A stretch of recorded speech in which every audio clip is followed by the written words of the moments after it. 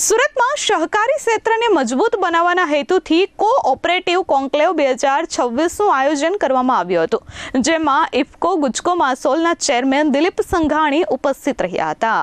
સુરતમાં સહકારી ક્ષેત્રને મજબૂત બનાવવાના હેતુથી કોઓપરેટિવ કોન્ક્લેવ 2026નું આયોજન કરવામાં આવ્યું હતું। સુરતના ચેમ્બર ઓફ કોમર્સ ખાતે આયોજિત આ કોન્ક્લેવમાં મહાનુભાવો ઉપસ્થિત રહ્યા હતા।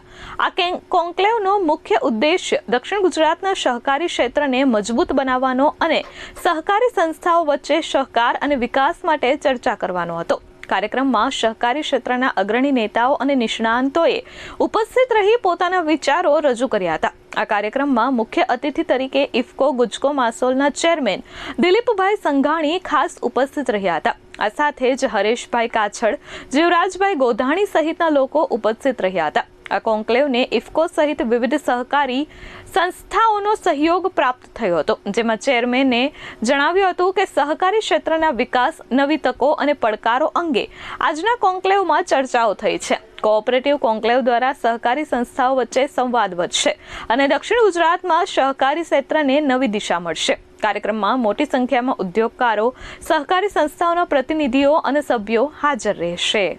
પ્રધાનમંત્રી નરેન્દ્ર મોદીજીએ આઝાદીના 75 વર્ષ પછી એક નવું સહકારી મંત્રાલય આપ્યું અને એની જવાબદારી પ્રથમ સહકારી મંત્રી તરીકે અમિત શાહને આપી। ત્યાર પછી સમગ્ર દેશમાં સહકારથી સમૃદ્ધિ કેવી રીતે થઈ શકે એની અનેક યોજનાઓ, દાખલા તરીકે પેક્સ પ્રાઇમરી કોઓપરેટિવ સોસાયટી માત્ર મર્યાદિત કામ કરતી હતી, ક્રમશઃ 24, 25, 24 આજે 50 કરતાં વધારે કામો કરી શકે, આર્થિક રીતે વ્યવસ્થા, સલામતી, સમૃદ્ધિ બધું કરી શકે એ રીતની વ્યવસ્થાઓ જે કરી, એ યોજનાઓને ઘર ઘર સુધી પહોંચાડવા માટે, ગામ ગામ સુધી પહોંચાડવા માટે પંડિત દીનદયાળજીએ કીધેલું કે ચલો જલાએ દીપ જ્યાં અભી ભી અંધેરા હૈ, એટલે જ્યાં યોજનાઓ પહોંચી નથી એ યોજનાઓ ત્યાં પહોંચાડવા માટે આવા કોન્ક્લેવ દ્વારા ચેમ્બર ઓફ કોમર્સ સુરતે જે આયોજન કર્યું છે એ અભિનંદન પાત્ર છે।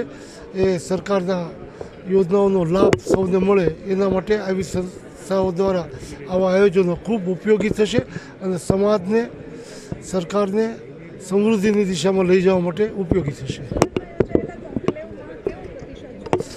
ખૂબ સારો પ્રતિસાદ। આમ તો દક્ષિણ ગુજરાત સહકારિતામાં ખૂબ અગ્રેસર ગણાય છે, કારણ કે મહાત્મા ગાંધી હોય, સરદાર પટેલ હોય કે મોરારજીભાઈ દેસાઈ હોય, વરકુત મહેતા હોય, ત્રિભુવનદાસ પટેલ હોય કે ઉદય ભાણસીજી હોય, આ બધા જ ગુજરાતના લોકોએ દેશને સહકારી ક્ષેત્રે ખૂબ મોટું યોગદાન આપ્યું છે, નવી દિશા અને દ્રષ્ટિ આપી છે। એ દ્રષ્ટિનો ઉપયોગ સારી રીતે દેશ, ગુજરાત અને દક્ષિણ ગુજરાતમાં થાય એના માટે આજનો આ કોમ્પ્લેક્સ ખૂબ ઉપયોગી થઈ પડશે। કેમેરામેન મુન્ના મલબારી સાથે ધરતી પટેલ, S24 ન્યૂઝ, સુરત।